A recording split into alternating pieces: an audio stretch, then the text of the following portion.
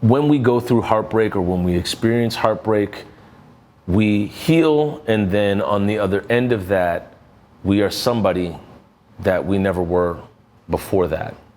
We are never in the same shape we were after the heartbreak that we were before it. We're a different person. There's one catch. I said the word heal. When we heal, we are a different person on the other end of it. This is similar to the shins of Muay Thai kickboxers. Here, let me explain. Many times in kickboxing, there are some broken bones. People will experience a lot of, different ailments. So what happens is, what Muay Thai kickboxers will do is they'll take a roller and they'll roll it over their shin, because their shin is used in a lot of combat, obviously, with a lot of different kicks, a lot of blocking. And so what happens when you put a roller over the shin continuously, you create microfractures. And when the bone heals back over those microfractures, the theory is that they heal back stronger. So they do a ton of little breaks in the shin, and the shin heals back stronger. Therefore, able to take higher impacts, higher strikes, defense, whatever it may be. That's the theory. And how it relates to your heart and your sense of feelings and your emotions is that you come back a stronger person. Again, I come back to this word that I mentioned, heal. When you heal, you come back a different person than you were when you left or when you were going into it. So the idea is, when you experience something that is painful, you heal, you're somebody else on the other end of it that is significantly stronger. Here's the issue. Many times we don't acknowledge the pain. We don't even acknowledge the moment that happened. We don't even acknowledge that we're in pain. We may just say, what pain? What moment? What loss? And we go on. We see this all the time with death in family, or sometimes with relationships breaking up. You'll see somebody just act as if, oh no, it's fine. It was over before it was over. and it's not to throw humor at it, but it's almost comical the way sometimes people will deny and dodge the reality or the pain that they're feeling. To get to this other end of us being a new version of ourselves, a stronger version of ourselves, a wiser version of ourselves, a higher version of ourselves, we have to first, number one, acknowledge that we have pain. And for you to really process life, this is through my lived experience, this is just my opinion, is the first thing is you have to acknowledge that there's pain. You have to acknowledge that you're human. We'll get into a little later in this video the cost of not accepting that pain. But when you accept the pain, number one, you are accepting that you're human. You're acknowledging that something happened. You are accepting that you may be emotionally compromised.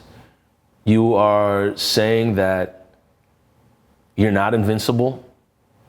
You're not beyond looking good or not looking bad. You're not beyond that. Both those things may not be happening right now.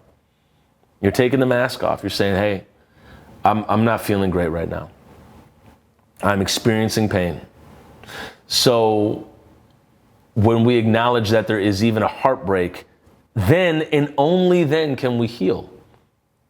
Until you are aware of your own emotions or of your own hurt, your pain, your trauma, it's hard. It's going to be difficult to transmute that vibration or step into the path of healing. Next, two, so we've accepted that there's pain. We've accepted that something happened. Two, we're going to heal. And to heal, I'm not going to get into the details of therapy or of whatever. Whatever your version is, that means going through. The only way is through. I'm not talking about jump over the pain, dig under the pain and come out the other end of it. I'm not talking about going around it. I'm talking about going right through. Going right through the pain. Feeling it, leaning into it, accepting it, understanding it, and just being like, yo, it happened. It is what it is. I think I think of the third Batman movie from Christopher Nolan, and this takes us to the third part, which is being the higher self after healing through that pain.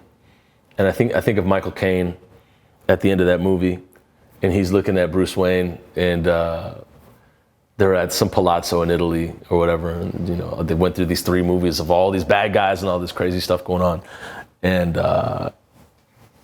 and Michael Caine looks at Batman, and he just goes, and it's just like, instead of being on the other end of it, like just totally in denial, like think of yourself as Michael Caine, and Batman is like all the pain that you went through, and you're just like, now what? It's just like, I'm still here. And I think it's important. Now maybe you don't want to, even acknowledge it, but it's still, acknowledge it to that extent that Michael Caine did, but it's still there, and you're just acknowledging it privately, maybe publicly, who knows. Now, on the other end of this, have you ever heard somebody say, you know what, I'm not talking to so-and-so right now, so can you tell them that I'm not talking to them right now?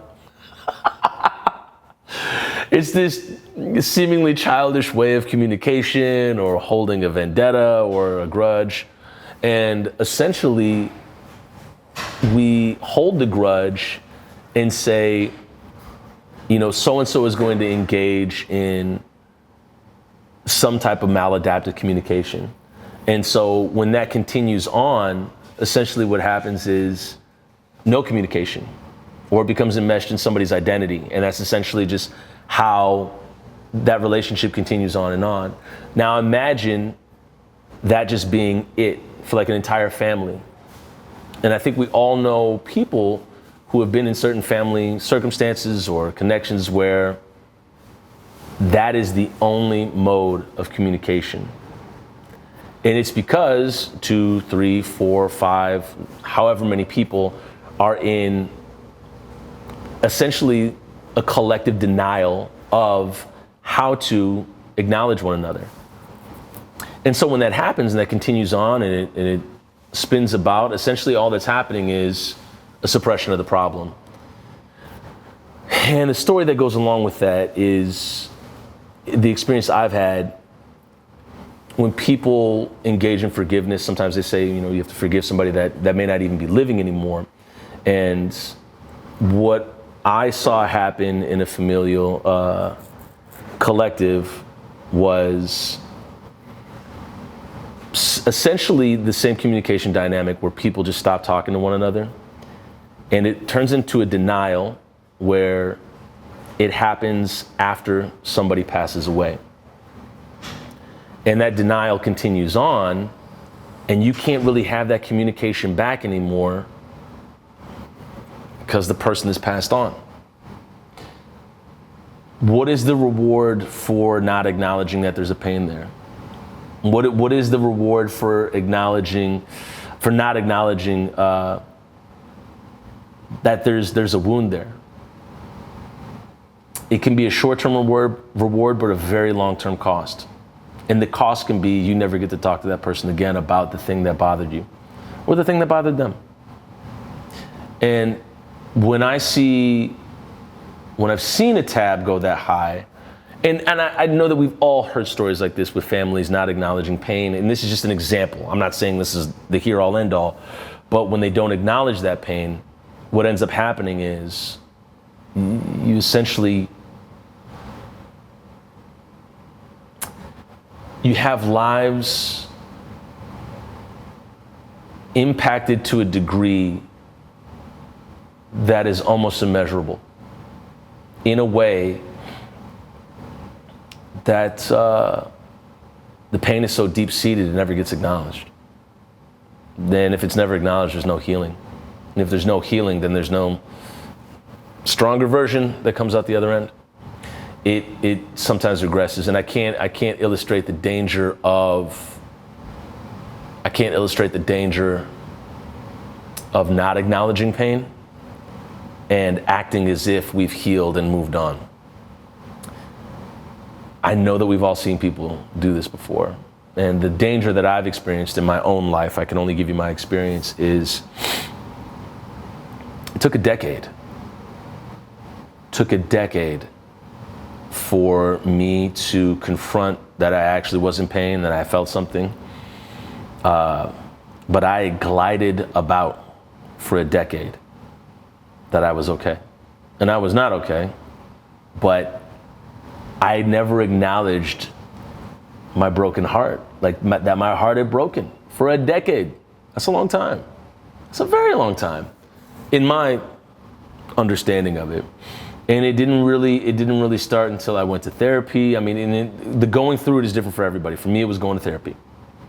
And when I started to acknowledge it, healed going to therapy, and then on the other end, I think the healing and the like becoming like the stronger version and like the healing, those things for me kind of like went like this, and they kind of like went back and forth. Like, so it took the acknowledgement of it, because I didn't want to go to the grave with this stuff, man. I didn't want to go into the next relationship with this stuff. I didn't want to go into the next friendship, the next project, the next album, the next film. I had to be done with it, and I had to start doing the work personally. Now, could I have continued on like that? Maybe, but I don't even want to know what that life would look like.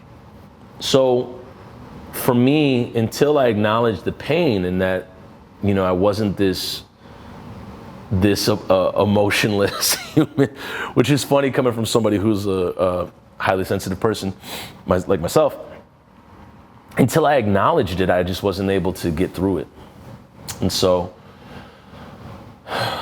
to become the person that was going to do all the things that I perceivably couldn't do at the time, I had to acknowledge that I was in pain. And then I had to start the process of healing once I acknowledged that. And the price was 10 years. Do I regret it? No. I mean, my life is my life. I don't regret any part of my life. I love my life. I really do. I really, really do. And that to me is the gold of it, is that, you know, I came around at some point, you know, like the best time to plant a tree was 20 years ago. The next best time is now. But I say the best time is right now, because now is going to be 20 years ago for somebody else 20 years from now. I know that's such a roundabout way. I could, in my brain, I can conceive it and like put it all together and it makes sense. But that is what I have to give you about the truth of having a broken heart, is you never are the same on the other end of it, only if you heal. Otherwise, you may see versions of yourself that regress from when that pain occurred. If you don't acknowledge it, choose to heal, and then move on from the other end of it. That's all I got from this rant.